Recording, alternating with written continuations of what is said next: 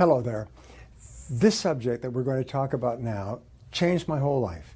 Again, it was the turning point in my career when I first learned this. And every mistake I've made in sales is when I forgot this. And we call this relationship selling. The dean of the Harvard Business School once wrote that all selling in the future will be relationship selling. And I see some of the biggest companies in the world with salespeople representing billion-dollar products and services actually bumped out because of the poor personality of the salesperson, because of his or her indifference to the quality of the relationship. Interesting, by the way, in politics, do you know who wins the election? The ones that people like the most? Even if they're just watching them on television, the ones that people feel that they would like most to sit and have lunch with or have dinner with is the person who wins, irrespective of all philosophy and debate and everything else. The relationship is everything. Now, selling has changed dramatically in the last few years, from a rapid, impersonal process where you see as many people and so on, to a slower, people-intensive process. Today, everything is people. It is individual men and women that you talk to making buying decisions. So the heart of the sale today is contained in the quality of the relationships that you form with your prospects and customers. The very best and most successful salespeople are those who are the most capable of entering into and maintaining the highest quality relationships with people who can buy from them and recommend them to their friends and associates. In fact, the number one word to describe the most successful salespeople worldwide is the word nice. He or she is a nice person. Now, in this session, you learn the key elements of relationship building and relationship selling and how you can apply them to every part of your sales activities.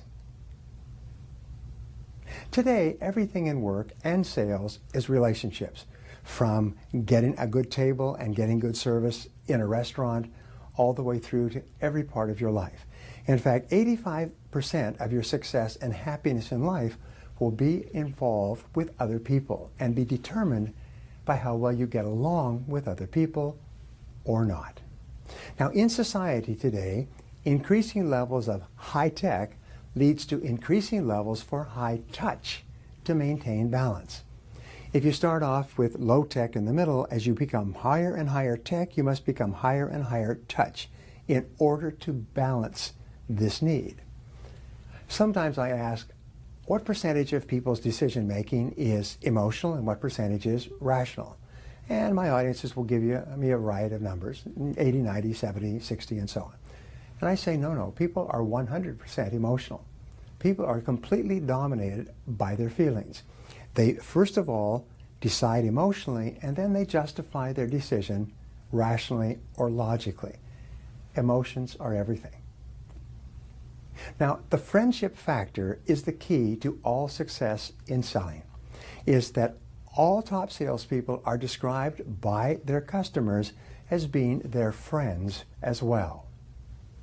The company's most valuable asset in the marketplace is its reputation, how it is known to its customers. Again, this work out of Harvard is important. Your reputation for your company is more important in making sales than anything else. And your most valuable asset is the same. It is your reputation. It is how you are known and thought about by your customers. It's how they feel about you when they see you or when they think about you. That determines everything they do with regard to you. There are some key facts about sales relationships. First, sales relationships are hard to form because of the amount of competition in the marketplace. You can't just go out and say, I'm going to form a whole bunch of relationships, because people are skeptical, they are suspicious, they are busy, and relationships take time to form. It takes a lot of interaction between two people before they start to feel comfortable with each other. Now, the next point is that relationships, once formed, are easy to maintain if you pay attention to them. So they're hard to form, but they're easy to maintain.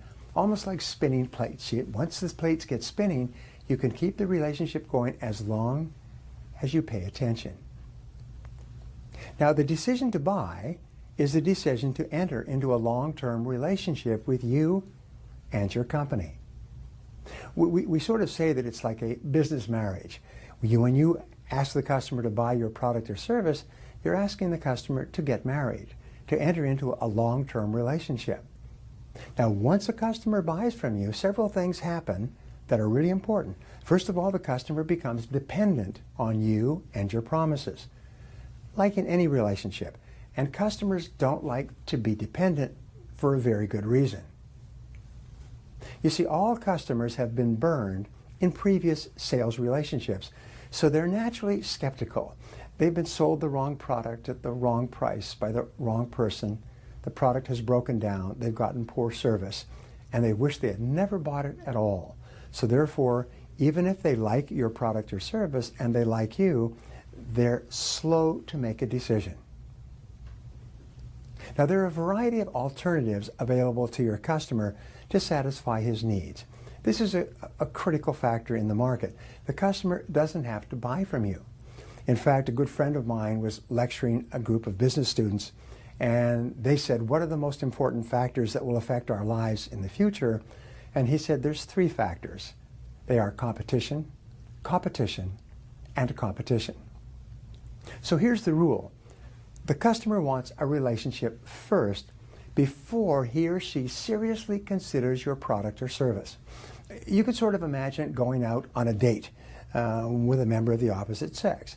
And before you start talking to the person about your car and your house, the other person wants a relationship. They want to get to know you. They want to feel comfortable with you. They want to have it back and forth with you. So therefore, the very best salespeople go fast by going slow. And at the beginning, they make no effort to sell at all. It's called selling by not trying to sell, at least at the beginning.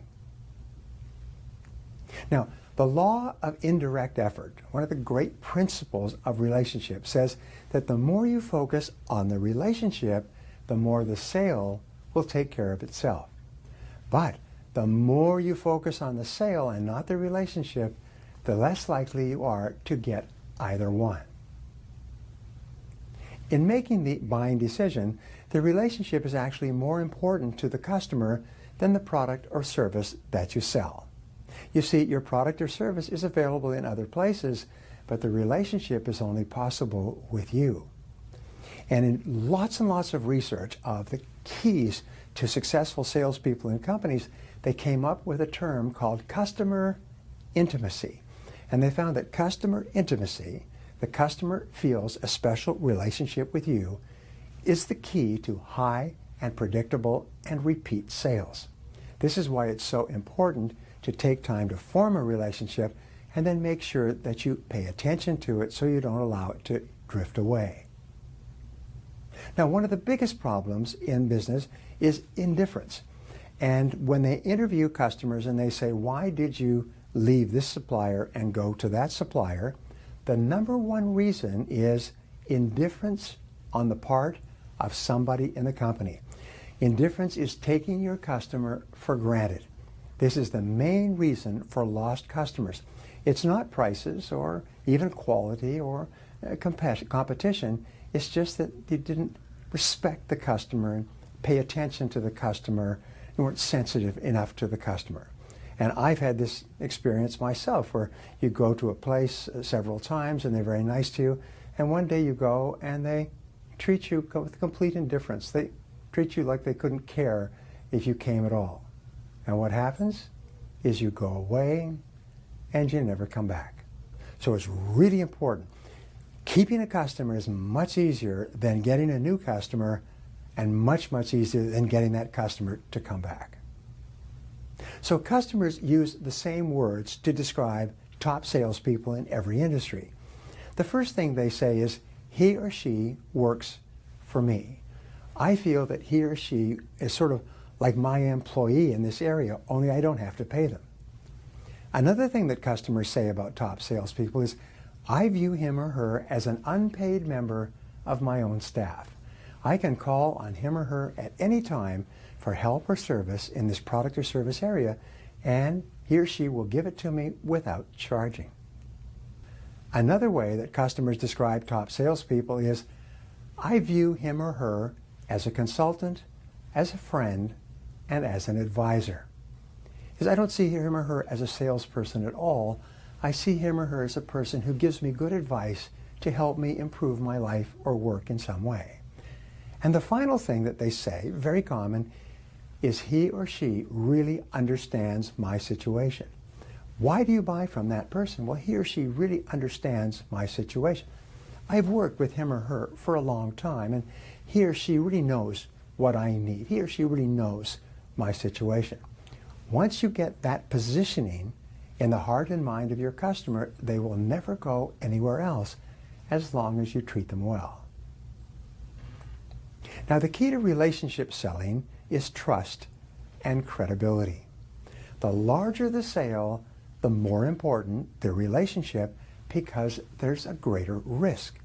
The more people who will be affected by the purchase and may be happy or unhappy, the more important is the relationship. The longer the life of the product, or the longer the length of the decision to buy, the more important is the relationship. Now, for a first-time buyer of your product or service, the relationship is extremely important, because the first-time buyer is the one who is the most concerned about making a mistake because of their lack of knowledge and experience in your product or service area. You see, the key variable in modern selling is risk. And a good relationship lowers the perception of risk on the part of your customer. And this brings us to one of the most wonderful breakthroughs in selling. This is basically a career maker for you. I call it the new model of selling, and it's my own invention and contribution to the profession. It's the key to sales success. Now, in the new model of selling, what you do is you imagine a triangle, and the triangle is an upside-down triangle, and it's divided into 4 quarters, or basically 4 parts. The first part of the new model of selling is trust. Trust means establishing a high level of trust with the client, and it represents fully 40% of the sales process. So if you're looking for how much time you allocate with your customer, you spend at least 40% building the relationship. Now, the second part of the new model of selling, the triangle, the next part down, is identifying needs accurately. You take the time to be absolutely clear about the customer's needs and problems, and this is fully 30% of the sales process. Now, in identifying needs, you ask really good questions of the customer, and then you listen closely to the customer when the customer talks without interrupting. When you ask good questions about the customer and listen closely, you build trust.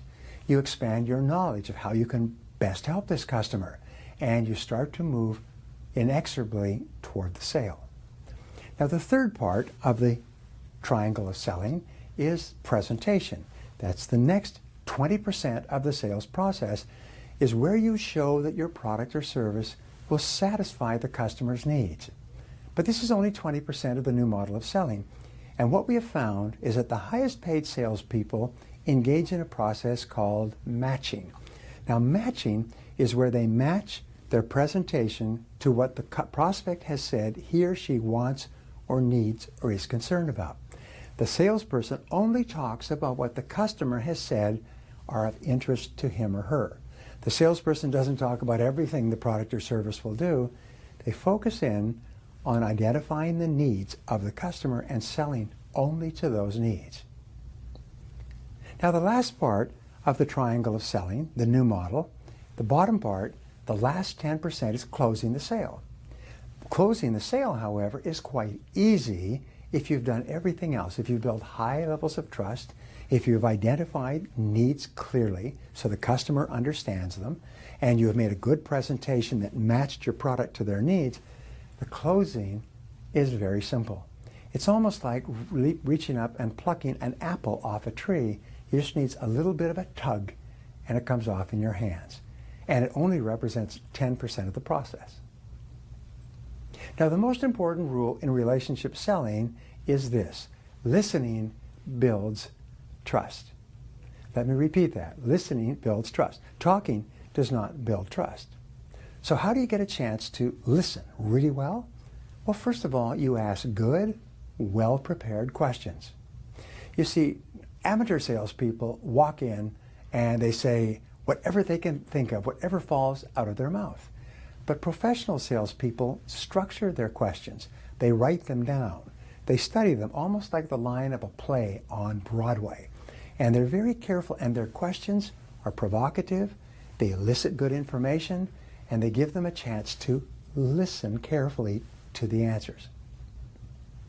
So once you've asked a question and the customer begins to speak, listen attentively to the answers.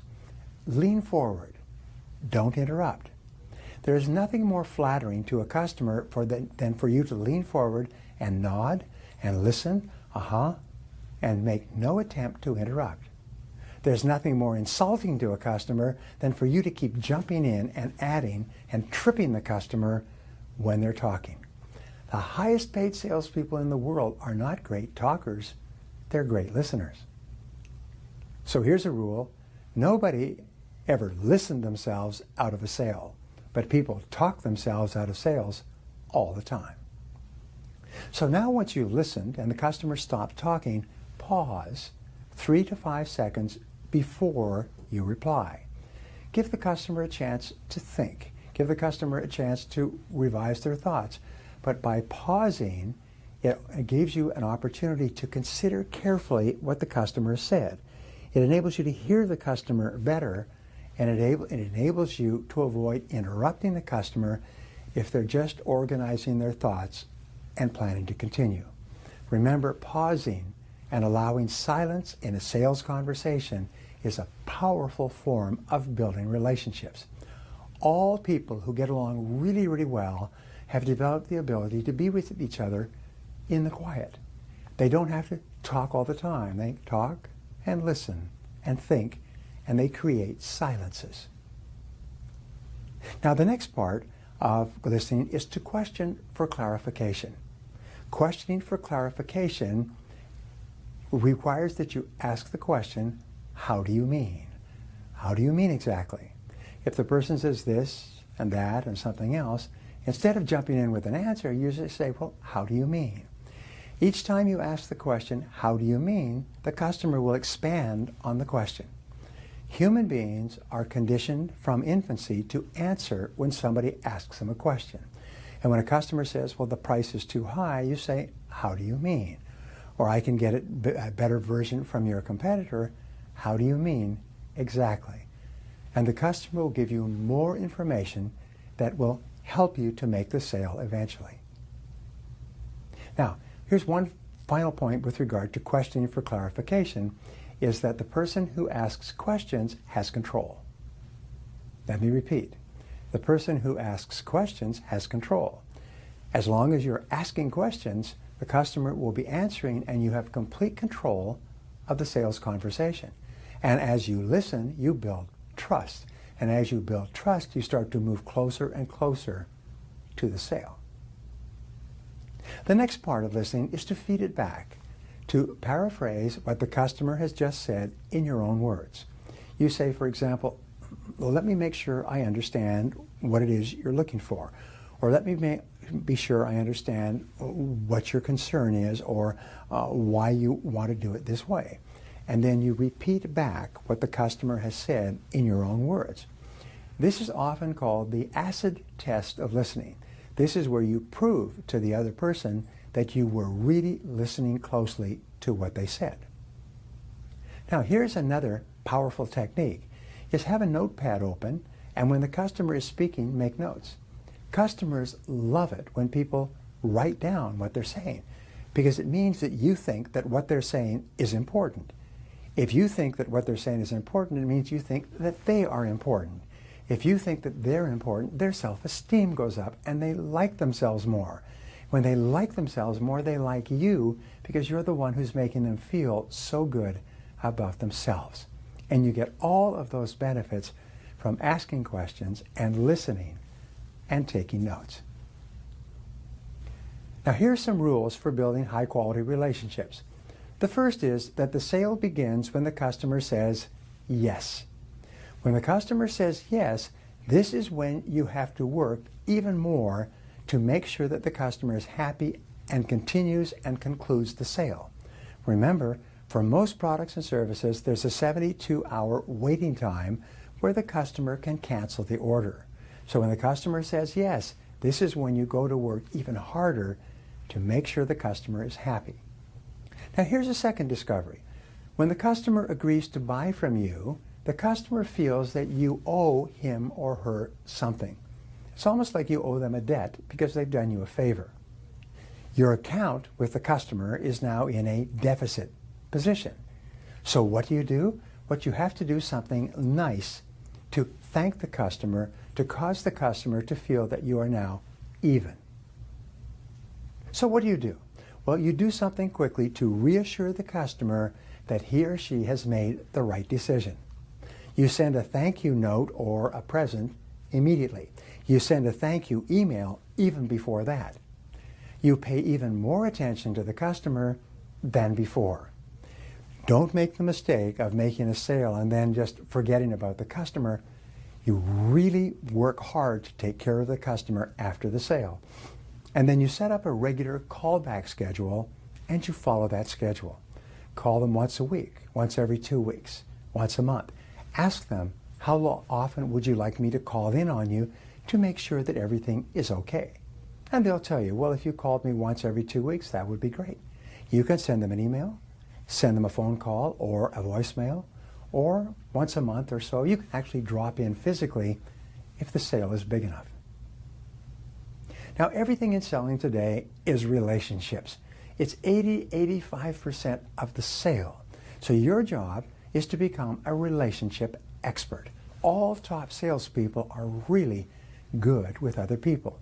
Top salespeople know that the quality of the relationship is determined by the amount of time and energy that they invest in that relationship. The only way to increase the value of a relationship is to invest more time in that relationship. So top salespeople are always looking for ways to reassure their customers that the relationship is important to them. The more emphasis you put on your sales relationships, the more sales you will make and the more successful you will be.